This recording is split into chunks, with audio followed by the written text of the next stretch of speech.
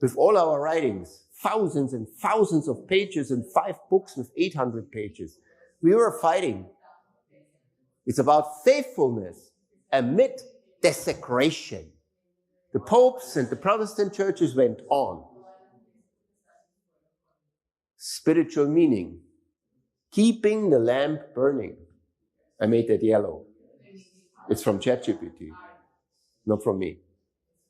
When the world's altar has been corrupted. Totally corrupted. And what is this verse in Revelation? You all know this verse. Here is the patience of the saints. The 8-year patience. Here are they that keep the commandments of God and the faith of Jesus. Jesus believed in his Father, and he believed in those doctrines that we have now written out in the DNA of Jesus. It's not the faith that you believe Jesus was a prophet or a man and died on the cross. The faith of Jesus, ambiguity, is the faith that Jesus had. This is the faith that you must have. So just as in the Maccabees, they kept the flame alive in darkness. It was the miracle of the oil. That there was still oil. And what does this remind us on? The virgins. The saints in Revelation endure patiently during the cleansing of the heavenly sanctuary. And this I told you already. Here's the patience of the saints. 8 years light. 8 years of light and testing and endurance. So, the oil that burned for 8 days represents unfailing faith under trial. The number 8 in Scripture symbolizes a new beginning and purification after completion. The Revelation connection, because thou hast kept the words of my patience, I also will keep thee from the hour of trial. That's the promise to the Church of Philadelphia. We say we are the Church of Philadelphia. And I did not put that. And ChatGPT cannot know that we believe to be the Church of Philadelphia. It says Hanukkah spiritually corresponds to the Philadelphia church era. Faithful, purified, persevered through endurance while awaiting the bridegroom. We fulfilled already Foundation Feast. We fulfilled already the patience of the saints Hanukkah Feast. Light in the darkness. We went through the darkest time of this world in these years. And the menorah light shines through the longest nights of winter. Just as God's people shine in the world's darkest hour before deliverance. It's the time before the deliverance, the patience time. Revelation, again. The Lamb is the light thereof, and they overcame him by the blood of the Lamb and by the word of their testimony. Right? During the judgment of the living, the saints' faith becomes the light that testifies before the world, the Hanukkah menorah of the end time. That's the time of test. Will your faith hold? How many left us in that time? How many even went away from Paraguay in that time? Because they would not have enough oil in their lamps. And you all experienced that. And you experienced it in Austria with people going away and not going the way of deliverance. I make it very clear. Cleansing of the temple was the symbol. Hanukkah is the purification of worship. Can you understand what that means? Do you remember that the third angel's message is about worship, whom you worship? Is the seventh question a question of whom you worship? Do you worship the Creator that sanctified only that seventh day and not the eighth or the sixth? Oil that does not fail is enduring faith. Revelation 14:12, the patience of the saints. 8 days of life. Completion before a new beginning. The new beginning is the rapture in the new earth. Revelation 3:10. Rededication, sanctification of God's people. It's all there. You can study that until Jesus comes and then in eternity, what is written here.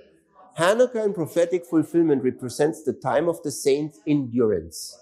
The light of the faith burning through the long night of the judgment of the living until Purim's history, final deliverance arrives. Remember, here is not only the patience of the saints, here is also the message of the righteousness by faith, which is our message. We come to Purim, and we must still solve, will he come this year or next year? This year is the Jubilee. Purim means lots. And remember, there was a Daniel verse that said, and Daniel will stand in his lot also. The day the enemies of God's people were defeated, Esther 9, see also Daniel 12:13. It symbolizes the reversal of judgment. What was decreed for destruction turns into deliverance. This is this year. In prophecy, it marks the vindication of the sealed, because now in these 8 years or 9 years that were given additionally, the 144,000 had been completely sealed. Jupiter had made his round after the waiting period of light, Hanukkah. Purim, the final day of victory, the final year of victory, not a season, but a moment of divine intervention. And here is the key verses. The day that the enemies of the Jews hoped to have power over them, it was turned to the contrary. When the papacy, together with fallen Protestantism, believed that they have eliminated us, then Jesus comes to deliver his people. And the harvest of the earth was ripe. The winepress was trodden. Is directly connects now the winepress that we spoke so much about in the last sermons with Purim. Directly. Treading of the winepress is Purim. It's the killing off of the enemies. So why is it only one day of Purim? You have to know the Jewish rules and how it happened. It's written in the Bible. In Esther 9, 2 Purims were observed. 2 Purims, 2 Purim days. The provincial Jews fought on the 13th, that was the war in Persia, and feasted on the 14th of Adar. Adar is the 12th month. So the provincial Jews, are we in the city or are we in the province? Okay, wait a minute. The Jews in Shushan was the capital of the then Persian Empire. It was a great empire. Fought 1 extra day. So they needed 2 days in Shushan to overcome the enemies of the Jews. And feasted later on the 15th of Adar, a delayed celebration within the city. Within the city, it's a day longer or a day later, 2026, within the city. Prophetic meaning. The day later, city Purim pointed to a second rejoicing within the city after the outer enemies fell. But Revelation 14:20 declares what? The winepress was trodden without the city or outside of the city or simply in the province. So when is our Purim? On the 14th of Adar only. Because this verse says, outside of the city. This Purim feast, Revelation points to, as the end of the world, the killing off of all the enemies of Jesus Christ is only one day, without the city.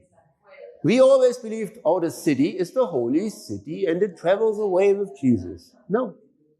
No. It will be so, but it's not that city. This verse is to point us to Purim, to the 10th year. And it says, don't calculate an 11th year, because it's without the city. This Purim feast is not the Shushan Purim feast. This Purim feast is only the province feast. It's not 2 days, it's only 1 day. The final judgment and victory occur outside the symbolic city. No later celebration follows within. Therefore, in the end time fulfillment, there is only one Purim day, the day of deliverance itself, the fall of Babylon and the vindication of the seal. Shushan's Purim came later, but Revelation ends without the city, without Shushan. The delay is finished. Only 1 day of victory remains, 2025. Was always pointing us this vintage last verse. Jesus on the cross, the heights of the cross, the 1600 furlongs. 10 years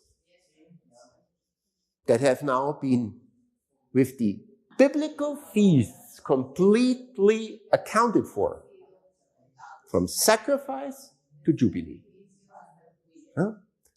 The doctrines learned in the 168 years of the judgment of the dead sanctified with the HSL a small group of people to sacrifice as Jesus would have done. This was our reaction to the finished DNA of Christ that had been replicated in us. We said we sacrifice the coming and for the sake of others.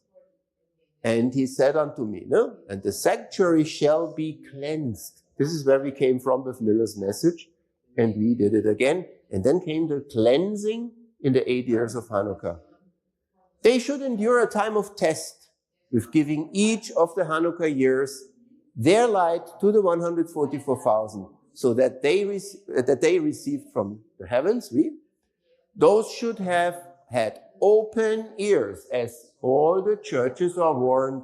Listen to what the Spirit says, to learn from the harpers on their harps in the land of the harps. And this is the harp monument in Asunción. Huh? This is the harp that is there.